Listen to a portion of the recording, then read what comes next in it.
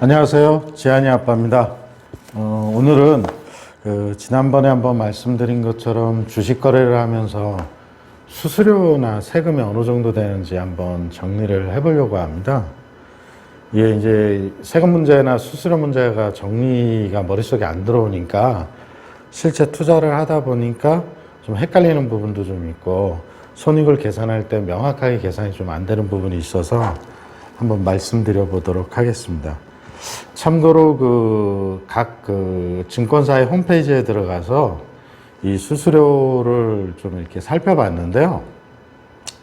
너무 복잡하더라고요. 특히 뭐 옵션 거래든지 이게 너무 복잡해가지고 저희들이 주로 많이 하는 거 위주로만 한번 정리를 해보겠습니다. 지금 이제 표를 한번 보시겠습니다. 크게 이제 국내 주식이 있고 국내 주식 ETF가 있고 ETF 중에 해외나 아니면 금선물이라든지 뭐 이런 원자재, 채권 이런 걸로 관련된 기타 EFT로 나눌 수 있고요. 해외 주식이 있고 해외에 또 ETF가 있다. 이렇게 크게 한 5가지 정도로 한번 분류를 해봤고요. 매매를 할 때 발생하는 매매 수수료는 증권사별로 다 다르다. 이렇게 이해하시면 될 것 같고요. 그 그림에서 보시다시피 제가 파악하기로는 키움증권이 가장 수수료가 작더라고요. 이제 KB증권 같은 경우에는 지금 제가 거래하고 있는 KB증권은 0.1978%로 되어 있는데 그 10배가 넘는 수준의 수수료를 내고 있는데요. 뭐 이게 이제 여러 가지 조건, 뭐 예를 들면 우대 고객이라든지 이런 조건에 따라서 차등이 되어 있는데 기본적으로 수수료 차이가 증권회사별로 상당히 많이 나고 제가 조사한 바에 따르면 키움증권이 가장 적더라. 두 번째는 증권거래세인데요. 다 비과세고 주식을 팔 때만 0.25%의 세금을 낸다. 이렇게 이해하시면 될 것 같고요. 또 이제 독특한 것 중에 하나는 매매 차익에 대해서는 세금을 내지 않죠. 우리 부동산은 매매 차익이 매매 차익에 대해서 세금을 내거든요. 주식은 세금을 안 내는지 모르겠습니다. 뭐 안 내니까 좋기는 한 것 같은데 어쨌든 매매 차익에 대해서는 세금을 내지 않는다. 이제 배당을 받을 때는 원천 징수로 15.4%의 원천 징수를 한다. 요거까지만 있는 줄 알았는데 유관기간 재비용이라고 있더라고요. 그래서 0.004%인데 이게 또 증권회사마다 조금씩 다르더라고요. 왜 다른지는 잘 모르겠는데요. 어쨌든 이런 비용이 발생한다. 크게 보면. 그래서 주식 거래할 경우에 살 때는 매매 수수료와 유관 비용 수수료가 들고요. 팔 때는 거기에 증권 거래세까지 포함해서 돈을 낸다. ETF를 투자할 경우에는 매매 수수료와 유관 비용은 내는데 추가로 ETF 운영 보수라는 것을 추가로 내고요. 여기에는 증권거래세는 없다. 이렇게 이해하시면 될 것 같습니다. 다음 장 한번 넘어가 보겠습니다. 다음 장은 주식에 붙는 여러 가지 세금의 용어를 간단히 정리해 봤는데요. 증권거래세는 매도할 때, 주식을 매도할 때 0.25%를 낸다. 이렇게 생각하시면 되고, 돈을 벌었다. 매매 차익이 발생했다. 거기에는 세금을 내지 않는다. 배당소득세하고 이자소득세는 다 15.4%다. 이렇게 이해하면 되고요. 그 다음에 주식거래나 이런 뭐 ETF 거래를 통해서 연간 2천만 원 이상 초과할 경우에는 2천만 원까지는 분리과세하고 나머지 부분은 종합과세한다. 사실 종합과세의 대상이 좀 됐으면 좋겠다. 이런 생각도 좀 들기는 합니다. 금융소득으로 2천만 원씩 벌면 좋을 것 같기는 합니다. 이상 벌면. 그래서 간단히 한번 샘플을 만들어 봤습니다. 삼성전자 주식을 1,000만 원을 매수한 다음에 동일한 금액인 1,000만 원을 팔았다고 가정했을 경우, 즉 수익이 하나도 없을 경우를 가정하는 거죠.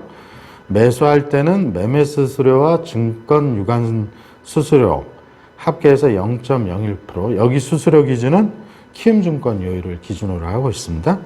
그러면 1,900원이 이제 매매할 때, 매수할 때 들어가고요. 매도할 땐 동일 금액을 매도하면 증권 거래사에 0.25%가 추가가 되니까 결론적으로 다 합치면 28,800원의 수수료가 나오는 거죠. 즉 0.288%입니다. 따라서 1,000만 원을 투자했다면 3만 원 이상 벌어야 흔히 말하는 똔똔이 되는 거죠. 물론 이제 여기에서 삼성전자 배당을 받았다면 또 얘기가 약간 좀 달라지죠. 그 배당금에 대해서는 100만 원을 받았다. 그러면 15만 4천 원은 원천 분리과세하고 즉 증권사에서 띄고 주는 거죠. 그래서 결론적으로 1,000만 원당 3만 원, 100만 원당 3천 원은 무조건 벌어야 거래 이분 포인트가 된다는 얘기죠. 이 이상 벌어야 실제 나의 손익으로 잡힐 수 있다. 즉 1,000만 원당 3만 원, 100만 원당 3천 원 정도 이렇게 생각하시면 되지 않을까 싶습니다. ETF는 약간 좀 다른데요. ETF도 코덱스 200을 1,000만 원 매수한 후에 1년간 보유했다고 가정을 하고 동일 금액으로 1,000만 원을 매도했다고 가정, 즉 수익이 하나도 없다고 가정을 하겠습니다. 그러면 매수할 때는 증권 매수, 주식 매수하고 동일한 그 비용이 들고요. 매도할 때는 아까 말씀드린 것처럼 증권거래세는 없는데 ETF 운영 보수가 있습니다. 이 ETF 운용 보수가 코덱스 200의 경우에는 0.15% 제일 높습니다. 다른 어떤 ETF보다 뭐 0.05% 뭐 이런 것도 많은데요. 어쨌든 0.15% 계산하면 16,540원, 즉 18,440원 이상을 벌어야 즉 2만 원이라고 생각하면 되겠죠. 그래서 주식은 1,000만 원당 3만 원, 그 다음에 ETF는 1,000만 원당 2만 원. 이렇게 간단히 생각하면 되지 않을까 싶습니다. 다만 ETF의 운영 보수는 조금씩 다르거든요. 그 다르다는 얘기가 이 운영 보수를 뭐 어떤 특정 일자에 한꺼번에 하는 게 아니고 매일매일 순자산 가치에서 0.15%씩 차감하는 방식이기 때문에 실제로 그 최종적으로 나오는 보수료는 조금 달라질 수 있습니다. 지금 보시는 자료는 코덱스 200의 간이투자 설명서인데요. 여기 보면 이 설명에 수수료가 0.15%이지만 1,000만 원 투자했을 때 투자자가 부담하는 비용을 보면 1년에 16,000원 정도 되거든요. 그래서 그냥 이렇게 크게 럼썸으로 계산을 하면 0.15%로 계산해도 크게 무리가 없지 않을까 싶습니다. 다만 주식이 이제 뭐 폭발적으로 성장을 했다든지 아니면 아주 급속하게 꺾였다든지 뭐 몇십 프로의 차이가 나는 형태대로 된다면 좀 이 보수료는 이 실제 예상보다는 좀 차이가 있겠죠.